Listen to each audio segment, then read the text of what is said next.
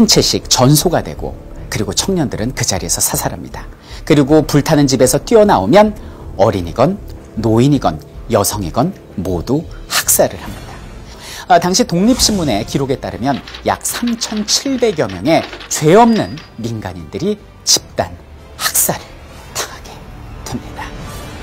이대로 있을 수 없습니다. 그들에게 반격을 가해야 됩니다.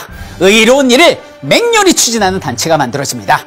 바로 3.1운동 직후에 만들어진 약산 김원봉의 의열단을 소개합니다. 의열단은 국내에 박재혁, 나석주, 최수봉, 김익상 등 수많은 독립전사들을 파견을 했어 적의 심장부인 조선총독부, 그리고 종로경찰서, 동양척식주식회사, 부산경찰서까지 모두 폭탄을 던져버리죠. 총격전을 벌이는 쾌거를 이루게 됩니다. 그리고 우리 대한민국 임시정부에서도 의거단체를 만들었으니 바로 한인애국단이라는 의거단체를 훗날 만들게 되는데요. 대표적인 의사로서 윤봉길 선생님이 계십니다. 윤봉길 선생님은 상하이 홍코우공원에 모여있는 적 장성들, 장군들에게 수통폭탄을 던지셔서 치명적인 피해를 입히신 분이고요. 당시 중국 국민당의 장제스가 100만 중국인도 해내지 못하는 일을 조선 청년 한 명이 했구나. 내가 앞으로 임시정부를 지원해주마 라는 지원을 받게 되는 쾌거를 이룬 것이 바로 윤봉길 의사가 됩니다.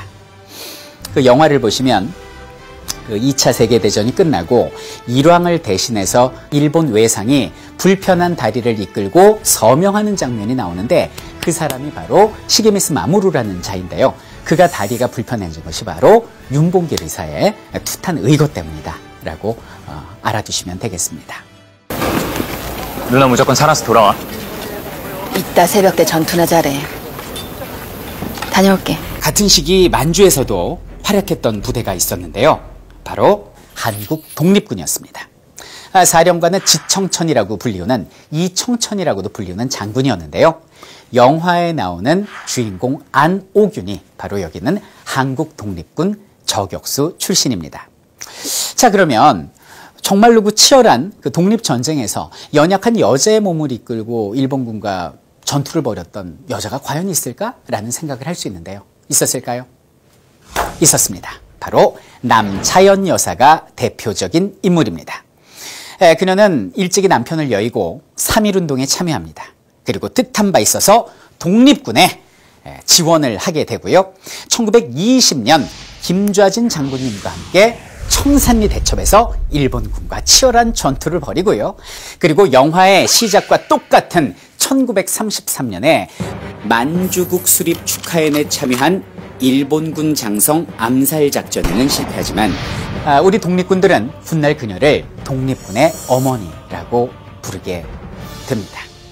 자, 그런데 왜 최동훈 감독은 수많은 무장투쟁 중에서도 암살에 초점을 맞춘 것일까요?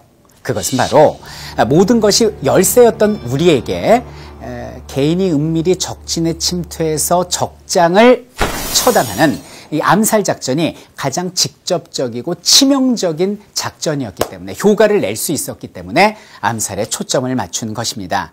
하지만 자신의 목숨을 꺾어야 하는 굉장히 위험한 작전이었기 때문에 그 안에는 수많은 고뇌와 아픔이 있었을 것입니다. 둘을 죽인다고 독립이 되냐고. 모르지. 그치만 알려줘야지. 우린 계속 싸우고 있다고. 자, 이런 많은 분들의 노력 덕분에 우리나라는 1945년 8월 15일 날 빛을 다시 보게 됩니다. 바로 광복인데요. 광복 다음 달에 우리의 의지와는 상관없이 강대국들의 이념의 잣대 아래 남북이 분단되게 됩니다. 사회주의 이념을 가지고 있었던 독립군들은 북한의 인민군으로, 그리고 자유주의의 이념을 가지고 있었던 독립군들은 남한의 국군으로 갈라지게 되고요. 광복 5년 뒤인 1950년 6월 25일 날 동족 상잔의 비극이 전개되게 됩니다.